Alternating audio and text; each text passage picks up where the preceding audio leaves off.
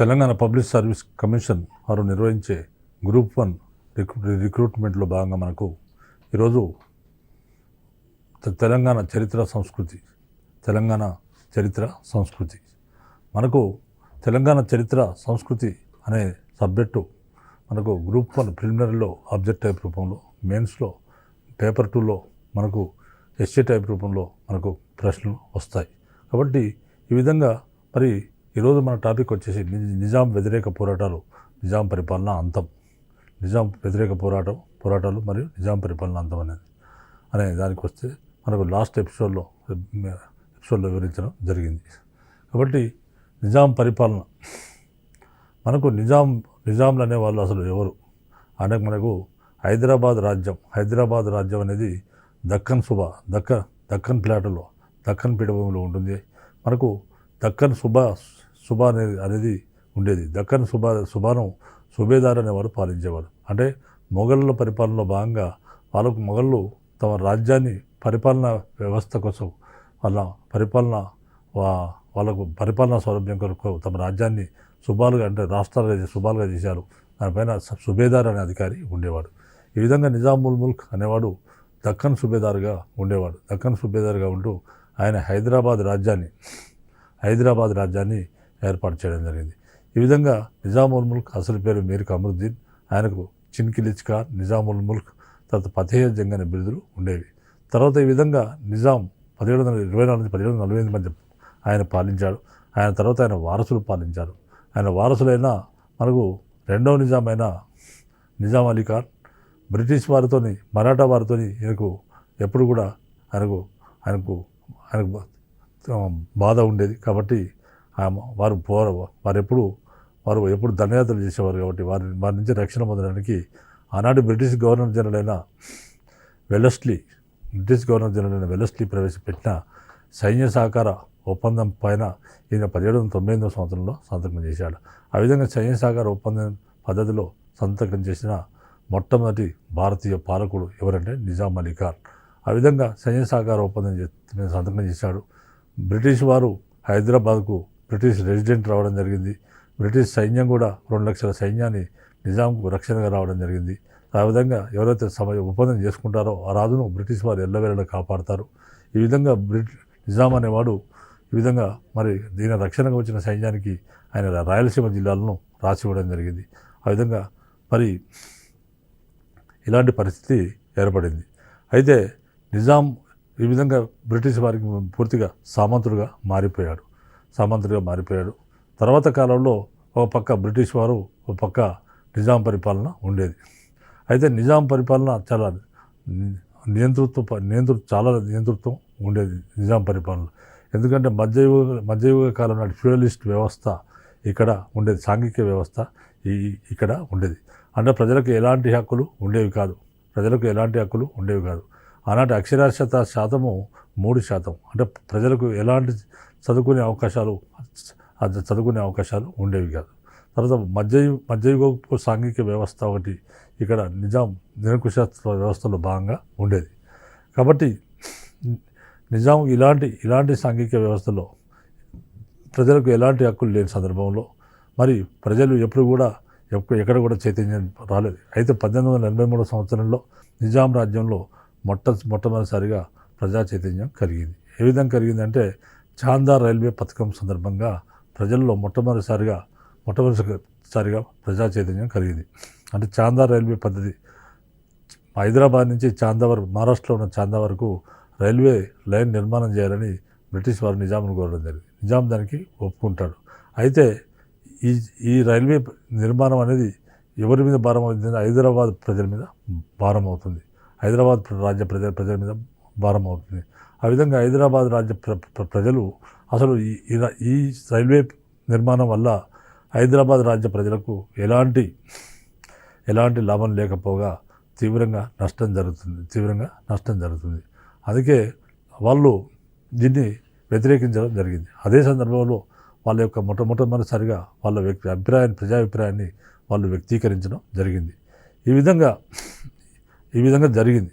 జరిగిన తర్వాత మనకు మెల్లమెల్లగా హైదరాబాద్ రాజ్య ప్రజల్లో కూడా ఈ యొక్క స్వాతంత్రోద్యమం కోసం ప్రయత్నాలు ప్రారంభమైనాయి. ఎందుకంటే హైదరాబాద్ రాజ్యంలో అనేకమైన సంస్థలు వచ్చాయి. ఒక పక్క ఆర్య సమాజం వారు, ఒక పక్క బ్రహ్మ సమాజం వారు, తర్వాత అదే కాకుండా వివిధ పత్రికలు తర్వాత పత్రికలు ప్రజల్లో చైతన్యాన్ని కలిగించాయి.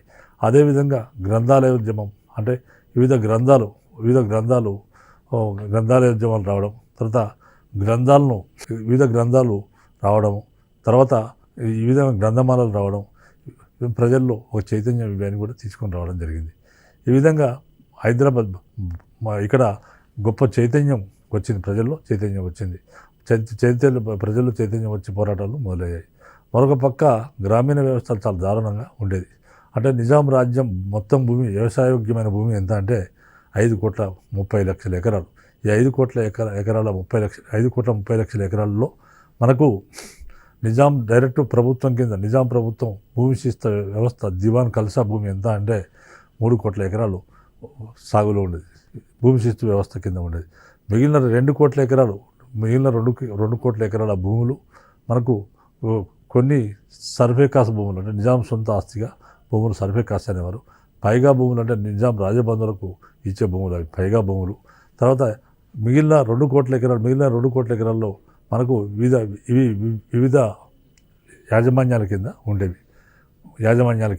అంటే వివిధ యాజమాన్యాలు అంటే మనకు జాగీర్దారులు, దేశ్ముఖులు, దొరలు, తర్వాత పట్టేదారులు, మక్తేదారులు, ఇలా రకరకాల వాళ్ళు ఉండేవారు.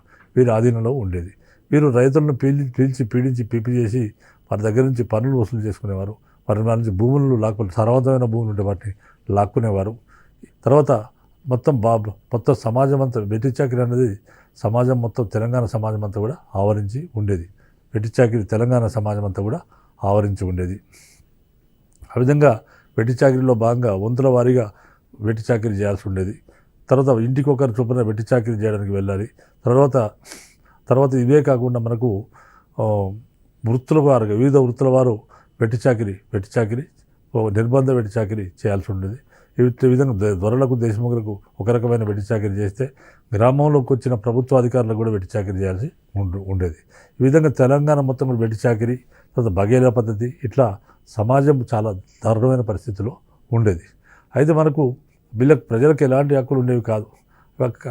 అదేవిధంగా వీళ్ళకి సపోర్టుగా మనకు ఈ దేశముఖులకు, తర్వాత వీళ్ళకు జాగీర్దారులకు సపోర్టుగా నిజాం పోలీసులు, మద్దతుగా రజాకారులు కూడా వచ్చేవారు. అంటే ఈ దేశముఖులు వీళ్ళందరూ కూడా ప్రభుత్వానికి, అంటే నిజాం ప్రభుత్వానికి ఏజెంట్గా పనిచేసేవారు. ఏజెంట్గా పనిచేస్తే వీళ్ళకి సపోర్టుగా వాళ్ళు నిజాం పోలీసులు కానీ రజాకారులు కానీ వచ్చేవారు. తర్వాత సమాజంలో అనేక సాంఘిక దురాచారాలు ఉండేవి. తర్వాత ఇలాంటి చాలా దారుణమైన పరిస్థితి తెలంగాణ ప్రాంతంలో ఉండేది. తర్వాత మనకి ఈ విధంగా భారతదేశానికి 1947 సంవత్సరం రకరకాల పోరాటాల వల్ల 1947 సంవత్సరం మనకు ఆగస్టు 15వ తేదీన భారతదేశానికి స్వాతంత్రం వచ్చింది. అయితే భారతదేశానికి స్వాతంత్రం వచ్చినప్పటికీ మరి హైదరాబాద్ అనేది హైదరాబాద్ అనేది భారతదేశంలో ఒక పెద్ద సంస్థానం హైదరాబాద్లో కొన్ని వేల సంస్థానాలు ఉండేవి. ఆ విధంగా వాళ్ళు బ్రిటిష్ వారు పోతూ మాట అన్నారు, మీరు సంస్థానాల వారు మీరు భారతదేశంలో చేరవచ్చు, లేక స్వతంత్రంగా మీరు ఉండొచ్చు అని వాళ్ళు చెప్పేసి వెళ్ళిపోయారు. ఆ విధంగా వీళ్ళకి భారతదేశం స్వాతంత్రం వచ్చింది. నిజాం ఏమంటున్నాడంటే, నాది సర్వసత్తాక రాజ్యం, నాది సర్వస్వతంత్ర రాజ్యం, దీంతో భారతదేశానికి ఎలాంటి సంబంధం లేదని ఆయన ప్రకటించడం జరిగింది. సర్వస్వతంత్ర రాజ్యం కాబట్టి దీనికి భారతదేశానికి ఎలాంటి సంబంధం లేదని చెప్పడం జరిగింది. అయితే ఇలాంటి పరిస్థితుల్లో మరి అనేక పోరాటాలు జరుగుతున్నాయి. ఇక్కడ రజాకారులు అనేక అకృత్యాలకు పాల్పడుతున్నారు. తర్వాత ఇంకో పక్క ప్రజలు తమ స్వాతంత్రం కావాలని అడుగుతున్నారు.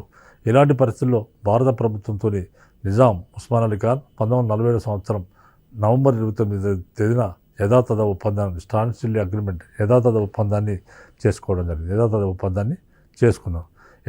ఒప్పందం చేసుకొని, అంటే భారత ప్రభుత్వం రక్షణలో నిజాం ఉండాలి, అంటే బ్రిటిష్ వారితో ఎలాంటి ఒప్పందం చేసుకుంటో అలాంటి ఒప్పందమే భారతదేశంతో కూడా చేసుకోవడం జరిగింది.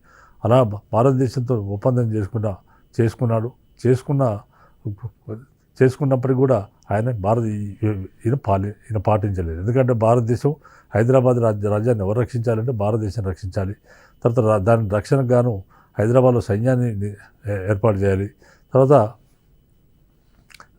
హైదరాబాద్లో భారత ఏజెంట్ ఒకరు ఉండాలి.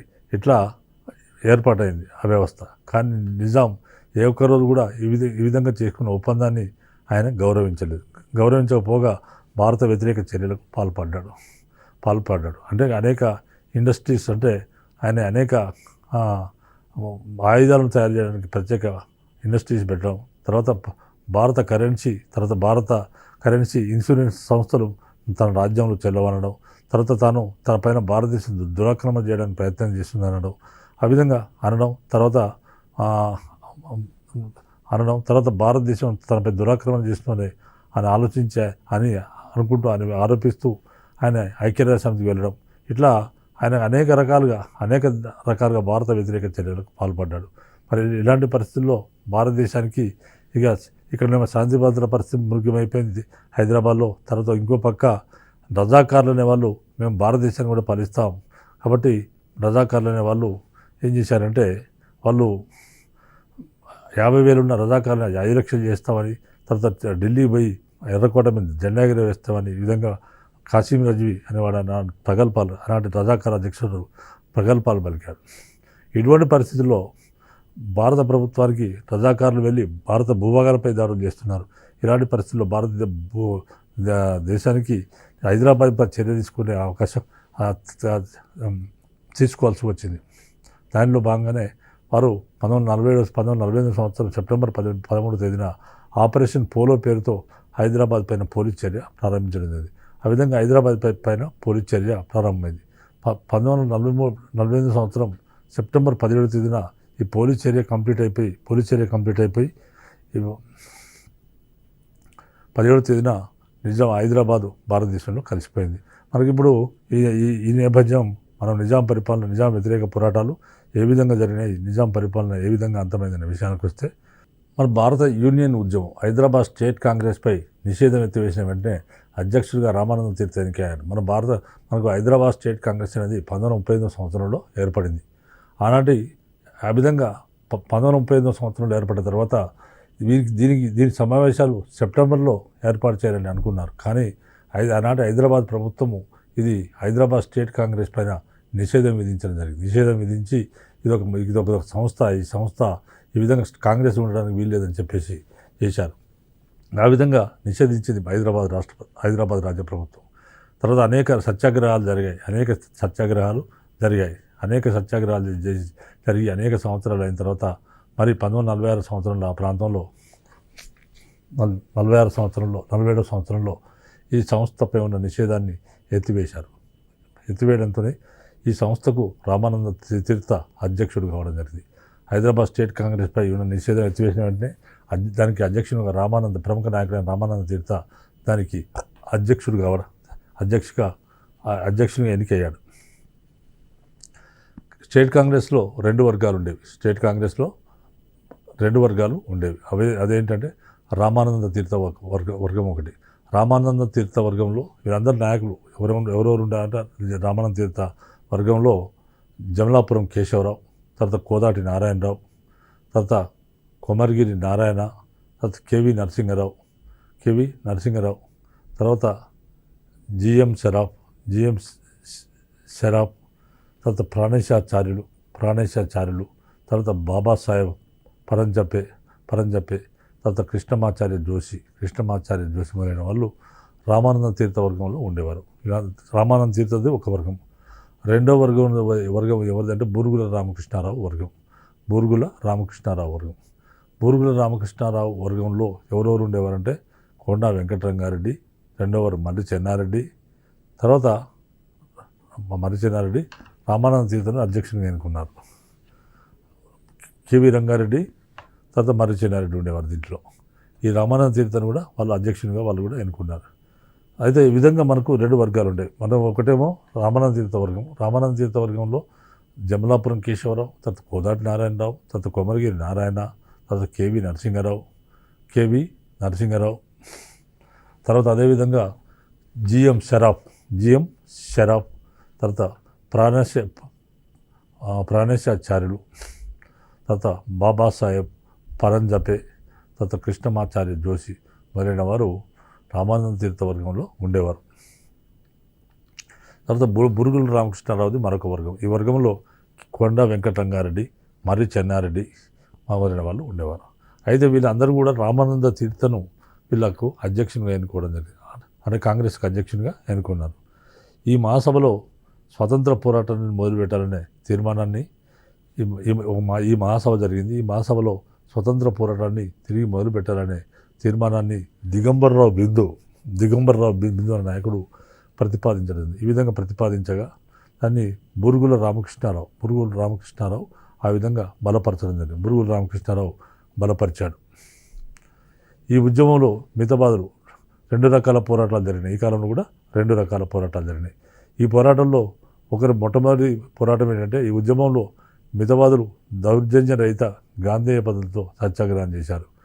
ఈ ఉద్యమంలో మొట్టమొదటి వారు మితవాదులు దౌర్జన్య రహిత, అంటే దౌర్జన్యం లేకుండా గాంధేయ పద్ధతుల్లో, గాంధీ అంటే అహింసా పద్ధతుల్లో సత్యాగ్రహం పద్ధతులు, అది అహింసా పద్ధతుల్లో, అంటే మితవాదులు అనమాట. వీళ్ళు దౌర్జన్యం రహిత లేకుండా గాంధేయ పద్ధతిలో సత్యాగ్రహం చేసేవారు మొదటి వారు. రెండవ వారు ఎవరంటే తీవ్రవాదులైన యువకులు. వీరు హింసావాదులు, వారు అహింసావాదులు. తీవ్రవాదులైన యువకులు పూర్వం 1942లో జయప్రకాష్ నారాయణ నాయకత్వంలో జరిగినట్లే 1942 సంవత్సరంలో జయప్రకాష్ నారాయణ నాయకత్వంలో జరిగినట్లే అజ్ఞాతానికి పోయి అంటే లోపలికి, అంటే అడవుల్లోకి పోయి అజ్ఞాతానికి పోయి పోలీసులు కళ్ళు కప్పి పోరాటాన్ని సాగించడం జరిగింది. అంటే జయప్రకాష్ నారాయణ చెప్పిన మెథడ్లో తీవ్రవాదులైన యువకులు పూర్వం 1942 సంవత్సరంలో జయప్రకాష్ నారాయణ నాయకత్వంలో ఆ రోజుల్లో హింసాయుత పోరాటాలు జరిగినాయి. అట్లా జరిగినట్టు అజ్ఞాతానికి పోయి పోలీసుల కళ్ళు కప్పి పోరాటాన్ని సాగించారు. వీరు తీవ్రవాదులు. తర్వాత తీవ్రవాద పద్ధతులను అనుసరించిన వారిలో గోవిందదాస్ షరాఫ్. ఈ విధంగా తీవ్రవాద పద్ధతులను ఎవరెవరు అనుసరించారంటే అలా వారిలో గోవిందదాస్ షరాఫ్, తర్వాత వైశంపాయన్, తర్వాత డి వెంకటరామారావు, తర్వాత కేవి నరసింహారావులు ముఖ్యులు. వీళ్ళందరూ ఉండేవారు. ఇందులో తీవ్రవాద పద్ధతులను అనుసరించిన వారిలో గోవిందదాస్ షరాఫ్, తర్వాత వైశంపాయన్, తర్వాత డి వెంకటరామారావు, కేవి నరసింహారావు ముఖ్యులుగా ఉండేవారు. ఈ విధంగా ఉండేవారు తీవ్రవాద పద్ధతిని అనుసరించిన వాళ్ళు. కాంగ్రెస్ వర్గం అనేది ఏర్పడింది. దీనికి కాంగ్రెస్ వర్గం ఒకటి ఏర్పడింది. దీనికి ప్రాణేశాచార్య అనేవాడు కార్యదర్శిగా ఉండేవాడు. కార్యదర్శిగా ఉన్నాడు. తర్వాత ఈ విధంగా పోరాటం నడపడానికి ఏర్పడిన ఒక కార్యాచరణ సమితి ఏర్పడింది. పోరాటాన్ని, అంటే నిజాం పరిపాలన అంతం చేయడానికి, హైదరాబాద్ సంస్థ నిజాం పరిపాలన అంతం చేయడానికి, ఈ పోరాటం నిర్వహించడానికి ఒక కమిటీ ఏర్పడింది. కార్యాచరణ సమితి కమిటీ ఏర్పడింది. దీనికి అధ్యక్షుడు ఎవరంటే దిగంబర్రావు బిందు. తర్వాత మాడపాటి రామచంద్రరావు కార్యదర్శిగా వ్యవహరించేవాడు. ఈ పోరాటం నడపడానికి ఏర్పడిన కార్యాచరణ సమితి అధ్యక్షుడు దిగంబర్రావు బిందు. మరి మాడపాటి రామచంద్రరావు కార్యదర్శిగా వ్యవహరించేవాడు. స్టేట్ కాంగ్రెస్ కేంద్ర కార్యాలయం బొంబాయిలో నెలకొల్పబడింది. మరి ఈ విధంగా స్టేట్ చేసేటప్పుడు ఇక్కడ కార్యాలయం ఉంటే వీళ్ళు నిషేధిస్తారు కాబట్టి స్టేట్ కాంగ్రెస్ కేంద్ర కార్యాలయం బొంబాయిలో ఏర్పాటు చేయబడింది. తర్వాత కర్ణాటక ప్రాంత మాండలిక కార్యాలయాన్ని గడగులో ఏర్పాటు చేశారు. కర్ణాటక ప్రాంత మాండలిక కార్యాలయం అంటే లోకల్ ఆఫీసును గడగులో ఏర్పాటు చేశారు. తర్వాత కార్యాలయాన్ని ఎక్కడ ఏర్పాటు చేశారంటే విజయవాడలో ఏర్పాటు చేశారు. కాంగ్రెస్ నిర్వహణ బాధ్యతను జీవీ రాజుకు అప్పగించడం జరిగింది. ఈయనకు సహాయంగా ఈ కాంగ్రెస్ నిర్వహణ బాధ్యత జీవీ రాజుకు అప్పగించారు. ఈయనకు సహాయంగా బొమ్మకంటి సత్యనారాయణ, తర్వాత హయగ్రీవాచారి ఉండేవారు. ఈయనకు సహాయంగా బీబీ రాజు సహాయంగా. తర్వాత ఆంధ్ర రాష్ట్ర కాంగ్రెస్ సంఘం హైదరాబాద్ పోరాటంలో తోడ్పడడానికి ఒక సబ్ కమిటీని నియమించింది. అంటే ఆంధ్రాలో ఉన్న కాంగ్రెస్ సంఘాన్ని ఆంధ్రాలో ఉన్న కాంగ్రెస్ సంఘాన్ని వీళ్ళు కోరారు. ఎవరికి కోరారంటే మాకు సాయం చేయండి, స్వాతంత్ర ఉద్యమం అంటే సాయం చేస్తామన్నారు వాళ్ళు. ఆ విధంగా ఆంధ్ర రాష్ట్ర కాంగ్రెస్ సంఘం హైదరాబాద్ పోరాటంలో తోడ్పాటు ఇవ్వడానికి ఒక సబ్ కమిటీని నియమించింది. తర్వాత సరిహద్దు శిబిరాలు వెలిసాయి. ఒకవైపు ప్రచారాన్ని నిర్వహించిన మరోవైపు పోరాటాన్ని సాగించడానికి సరిహద్దులలో అంటే హైదరాబాద్ రాజ్య సరిహద్దుల్లో కార్యాచరణ సంఘం అనేది ఏర్పడింది. ఆ విధంగా ఒకవైపు ప్రచారాన్ని నిర్వహించడానికి మరోవైపు పోరాటాన్ని సాగించడానికి హైదరాబాద్ రాజ్య సరిహద్దుల్లో కార్యాచరణ సంఘం అనేది ఒకటి ఏర్పడింది. తర్వాత ఇక్కడ ఈ విధంగా ఈ శిబిరాన్ని నిర్వహించింది ఎవరంటే హయగ్రీవాచారి. తర్వాత పరిటాలలో శిబిరాన్ని నిర్వహించింది కోదాటి నారాయణరావు. పరిటాలలో శిబిరాన్ని నిర్వహించింది ఎవరంటే కోదాటి నారాయణరావు. కరీంనగర్, ఆదిలాబాద్ జిల్లాలు, తర్వాత చందా మొదలైన ప్రాంతాలు పివి నరసింహారావు, కేవి నరసింహారావులు నిర్వహించారు ఇక్కడ సరిహద్దు శిబిరాలు. కరీంనగర్, ఆదిలాబాద్ జిల్లాలో తర్వాత చందా తర్వాత మొదలైన ప్రాంతాల్లో పివి నరసింహారావు తర్వాత కేవి నరసింహారావులు ఇక్కడ సరిహద్దు శిబిరాల బాధ్యతలను వీరు తీసుకున్నారు. అదేవిధంగా పోరాటంలో పాల్గొనే ప్రజల్లో ధైర్యాన్ని, ఆత్మస్థైర్యాన్ని కల్పించడం కోసం ఒక కమిటీ వేశారు. ఎవరంటే బివి రాజు, హయగ్రీవాచారి తర్వాత కంటి సత్యనారాయణరావులు కీలక పాత్ర పోషించారు. అంటే పోరాటంలో ప్రజలు పాల్గొన్నప్పుడు వారిలో ఆత్మస్థైర్యాన్ని కల్పించడం కోసం వీరు వివి రాజు, హయగ్రీవాచారి, కంటి సత్యనారాయణరావులు కీలక పాత్ర పోషించారు. తర్వాత ఉద్యమ ఉద్దేశాలు, లక్ష్యాల గురించి కరపత్ర ప్రచారం చేశారు. అంటే నిజాం పరిపాలన ఏ విధంగా అంతం చేయాలి, ఈ ఉద్యమం యొక్క ఉద్దేశం ఏంది, లక్ష్యాల గురించి ఒక కరపత్రం కూడా తీసి ప్రజల్లో ప్రచారానికి పంపడం జరిగింది. హైదరాబాద్ సంస్థానం భారతీయ యూనియన్ చేరవల్లని రాజ్యాంగ పరిస్థితుల్లో పాల్గొనవల్లని హైదరాబాద్ ప్రభుత్వాన్ని స్వామి రామానంద తీర్థ హెచ్చరించాడు. హైదరాబాద్ సంస్థానం అనేది భారత యూనియన్లో చేరాలి. తర్వాత రాజ్యాంగ పరిషత్తులో పాల్గొని అంటే ఆల్రెడీ రాజ్యాంగ పరిషత్ అనేది అక్కడ రాజ్యాంగ రచన కొరకు రాజ్యాంగ పరిషత్ అనేది ఆ భారతదేశంలో వస్తుంది కాబట్టి హైదరాబాద్ సంస్థానం భారత యూనియన్లో అంటే భారతదేశంలో చేరాలి. తర్వాత రాజ్యాంగ పరిషత్తులో పాల్గొనాలి, రాజ్యాంగ పరిషత్తులో కూడా పాల్గొనాలి అనే అంశాలను హైదరాబాద్ ప్రభుత్వాన్ని స్వామి రామానంద తీర్థ హెచ్చరించడం జరిగింది. ఈ విధంగా ఇవన్నీ కావాలని హైదరాబాద్ ప్రభుత్వాన్ని స్వామి రామానంద తీర్థ హెచ్చరించడం జరిగింది. స్టేట్ కాంగ్రెస్కు చెందిన కార్యవర్గ తొలి సమావేశము సోలాపూర్లో జరిగింది. తర్వాత ఈ సమావేశంలో సమిష్టి సత్యాగ్రహం చేయాలని నిర్ణయించారు. తర్వాత కొంతమంది నాయకులు సంస్థానానికి వెలుపల ఉండి మిగతా భారతదేశానికి తమ పోరాటాన్ని గురించి తెలుపుతూ సానుభూతి పొందారు. మరికొంతమంది నాయకులు సంస్థానం సరిహద్దు శిబిరాలు ఉంటే ప్రజలు లోపలుండి పోరాటం చేస్తున్నారు. మరికొంతమంది నాయకులు ఏం చేస్తారంటే హైదరాబాద్ సంస్థానానికి బయట ఉండి మిగతా భారతదేశానికి తమ పోరాటాన్ని గురించి తెలుపుతూ సానుభూతి పొందడం జరిగింది. ఆంధ్ర కాంగ్రెస్ నాయకులైన టంగుటూరి ప్రకాశం పంతులు, తర్వాత భోగరాజు పట్టాభి సీతారామయ్య, ఆచార్య రంగ, తర్వాత ఓబుల్రెడ్డి మొదలైన వారు హైదరాబాద్ కాంగ్రెస్కు అన్ని విధాలు కూడా సహకరించారు. ఆంధ్ర ప్రాంత కాంగ్రెస్ నాయకులైన టంగుటూరి ప్రకాశం పంతులు, పట్టాభి సీతారామయ్య, ఆచార్య రంగ, తర్వాత ఓబుల్రెడ్డి మొదలైన వీళ్ళందరూ కూడా ఆంధ్ర కాంగ్రెస్ నాయకులు. వీరు హైదరాబాద్ కాంగ్రెస్కు అన్ని విధాలు కూడా సహకరించడం జరిగింది. హైదరాబాద్లో జరిగే పోరాటానికి భారత సోషలిస్ట్ పార్టీ తమ పార్టీకి చెందిన ఒక కార్యనిర్వాహక కమిటీని ఉద్యమానికి సహాయంగా ఏర్పాటు చేశారు. హైదరాబాద్లో జరిగే పోరాటానికి భారత సోషలిస్ట్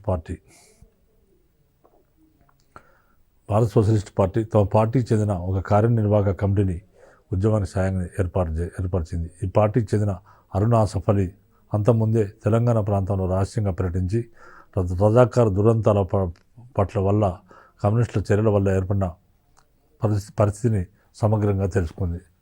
అంటే భారత సోషలిస్ట్ పార్టీకి చెందిన వారు కూడా దీనికి సహకరించారు. భారత సోషలిస్ట్ పార్టీకి చెందిన అరుణ ఆసఫ్ అలీ అంతకుముందే ఈమె తెలంగాణ ప్రాంతంలో రహస్యంగా పర్యటించి రజాకారుల దురంతాలు ఏ విధంగా కమ్యూనిస్ట్ చర్యల వల్ల ఏర్పడిన పరిస్థితిని ఆమె సమగ్రంగా తెలుసుకోవడం జరిగింది. అంటే ఇక్కడ సరిహద్దు శిబిరాలు ఏర్పాటు చేసుకొని సరిహద్దు శిబిరాలు ఏర్పాటు చేసుకున్నారు. సరిహద్దు శిబిరాలు ఏర్పాటు చేసుకొని వీళ్ళు అంటే వివిధ పక్క రాష్ట్రాల్లో ఉన్న నాయకులను కూడా వీళ్ళు అడగడం జరిగింది. మాకు సాయం చేయమని అడిగితే ఆ ప్రాంతంలో ఉన్న కాంగ్రెస్ నాయకులు సాయం చేయడానికి వివిధ ప్రాంతాల నాయకులు అంగీకరించారు. అంగీకరించినప్పుడు వీరు రకరకాల సరిహద్దు శిబిరాలు ఏర్పాటు చేసుకొని పోరాటానికి సిద్ధం కావడం జరిగింది. ఈ విధంగా పోరాటానికి సిద్ధమయ్యారు. ఈ విధంగా సత్యాగ్రహం స్టార్ట్ అయింది. రామానంద తీర్థ హైదరాబాద్ చేరుకొని భారత యూనియన్లో చేరవాలనే పేరుతో పిలువబడే సత్యాగ్రహాన్ని 1947 సంవత్సరం ఆగస్టు 7వ తేదీన ప్రారంభించాడు. అంటే ఈ విధంగా పకడ్బందీ ఏర్పాటు చేసుకున్నారు. సైనిక శిబిరాలు, సత్యాగ్రహ శిబిరాలు, సరిహద్దు శిబిరాలు ఏర్పాటు చేసుకున్నారు. తర్వాత వివిధ ఆఫీసులు కూడా ఏర్పాటు చేసుకున్నారు. ఇలా ఏర్పాటు చేసుకున్న తర్వాత సత్యాగ్రహం అనేది ప్రారంభించారు. రామానంద తీర్థ ఈ ఏర్పాట్లన్నీ చేసిన తర్వాత ఆయన హైదరాబాద్కు చేరుకున్నాడు. హైదరాబాద్ చేరుకొని భారత యూనియన్లో అంటే భారతదేశంలో హైదరాబాద్ను చేర్చాలి, భారత యూనియన్లో చేరవాలనే పేరుతో పిలువబడే సత్యాగ్రహాన్ని 1947 ఆగస్టు 7న ప్రారంభించాడు. సత్యాగ్రహం 1947 ఆగస్టు 7న ప్రారంభించడం జరిగింది. తర్వాత కార్యకర్తల ఊరేగింపులు, సత్యాగ్రహాలు జరిగాయి. కార్యకర్తలు అనేక ఊరేగింపులు చేశారు, సత్యాగ్రహాలు చేయడం జరిగింది. అదివర్లో జవహర్లాల్ నెహ్రూ తన చేతులతో స్వామి రామానంద తీర్థకు అందజేసిన భారత జాతీయ పతాకాన్ని 1947 సంవత్సరం ఆగస్టు 15వ తేదీన ఉదయం 10 గంటలకు సుల్తాన్ బజార్లో మోతిలాల్ మంత్రి అనే వ్యక్తి ఎగరవేశాడు. ఇదివరకు అంతకుముందు కాలంలో జవహర్లాల్ నెహ్రూ అంటే జాతీయ నాయకుడైన జవహర్లాల్ నెహ్రూ తన చేతులతో స్వామి రామానంద తీర్థకు ఒక త్రివర్ణ పతాకాన్ని ఇచ్చాడట. జాతీయ పతాకాన్ని ఇచ్చాడు. అటువంటి జాతీయ పతాకాన్ని 1947 సంవత్సరం ఆగస్టు 15వ తేదీన ఉదయం 10 గంటలకు సుల్తాన్ బజార్లో మోతిలాల్ మంత్రి అనే నాయకుడు ఎగరవేయడం జరిగింది. ఈ సందర్భంలో తీవ్రతతో పాటు జిఎస్ మెల్కోటే, తర్వాత జమలాపురం కేశవరావు అరెస్ట్ కావడం జరిగింది. ఈ సందర్భంలో ఈయనతో పాటు మోతిలాల్ మంత్రితో పాటు జిఎస్ మెల్కోటే, జమలాపురం కేశవరావు కూడా అరెస్ట్ కావడం జరిగింది. ఈ ఉద్యమం బాగా ప్రజాదరణ పొందింది. ఇలాంటి సత్యాగ్రహ ఉద్యమం బాగా ప్రజాదరణ పొందింది. 21,000 మంది ప్రజలు పాల్గొని అరెస్ట్ కావడం జరిగింది. ఆ విధంగా 1942 ఉద్యమంలో ప్రముఖ పాత్ర పోషించి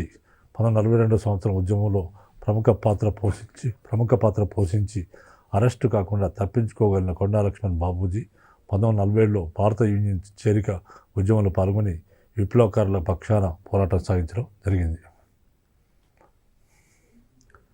తర్వాత ఈ విధంగా 21,000 మంది ప్రజలు ఈ ఉద్యమంలో పాల్గొన్నారు. తర్వాత ఇక్కడ కూడా 1942 ఉద్యమంలో ప్రముఖ పాత్ర పోషించి అరెస్టు కాకుండా తప్పించుకోగలిగిన కొండా లక్ష్మణ్ బాపూజీ అనే నాయకుడు 1947లో భారత యూనియన్ చేరిక ఉద్యమంలో ఆయన పాల్గొని విప్లవకారుల పక్షాన తీవ్రవాదులు ఎవరైతే ఉన్నారో విప్లవకారుల పక్షాన ఆయన పోరాటం సాగించడం జరిగింది. తర్వాత నిజాం మీదకి చేతి బాంబు విసిరిన ఘటనతో ఆయనకు సంబంధం ఉంది. నిజాం మీదకి ఎవరు నారాయణరావు పవార్ అంతకుముందుకు వేసిన సంఘటనతో ఈ యొక్క కొండా లక్ష్మణ్ బాపూజీకి సంబంధం ఉండేది. ఈ విధంగా నిజాం మీదకి చేతి బాంబు విసిరిన సంఘటనతో ఆయనకు కొండా లక్ష్మణ్ బాపూజీకి సంబంధం ఉండేది. కాబట్టి ఇక్కడ మనం ఇలాంటి ఉద్యమం సత్యాగ్రహ ఉద్యమం అనేది మనకు జరిగింది. ఈ సత్యాగ్రహ ఉద్యమం ఏంటంటే హైదరాబాద్ సంస్థానాన్ని భారతదేశంలో కలపాలి, హైదరాబాద్ సంస్థానం భారతదేశంలో కలిసిపోవాలనే ఉద్దేశంతో ఈ పోరాటం జరిగింది. ఈ విధంగా సత్యాగ్రహ పోరాటం బ్రహ్మాండంగా ప్రజలు ఒక ఊపు మీద సత్యాగ్రహ పోరాటం చేయడం జరిగింది. తర్వాత ఈ విధంగా ఇటువంటి పరిస్థితుల్లో మనకు ఈ సత్యాగ్రహ పోరాటం జరిగింది. తర్వాత ప్రజలు కూడా చాలా ఉత్సాహంగా పాల్గొనడం జరిగింది. సో ఈ విధంగా సత్యాగ్రహ ఉద్యమం జరిగింది. సత్యాగ్రహ ఉద్యమం భారతదేశంలో హైదరాబాదు రాజ్య సంస్థానాన్ని భారతదేశంలో కలపాలనే ఉద్దేశంతో గొప్ప సత్యాగ్రహ ఉద్యమం జరిగింది. సందర్భంగా దీని సత్యాగ్రహ ఉద్యమంలో కొన్ని వేల మంది పాల్గొన్నారు. కొన్ని వేల మంది పాల్గొని అరెస్ట్ కావడం జరిగింది. తర్వాత ఈ అంశాలను మనం ఈ విధంగా భారతదేశంలో హైదరాబాద్ కలపాలనే ఉద్యమం జరిగింది. మిగిలిన అంశాలను నెక్స్ట్ ఎపిసోడ్లో వివరించడం జరుగుతుంది.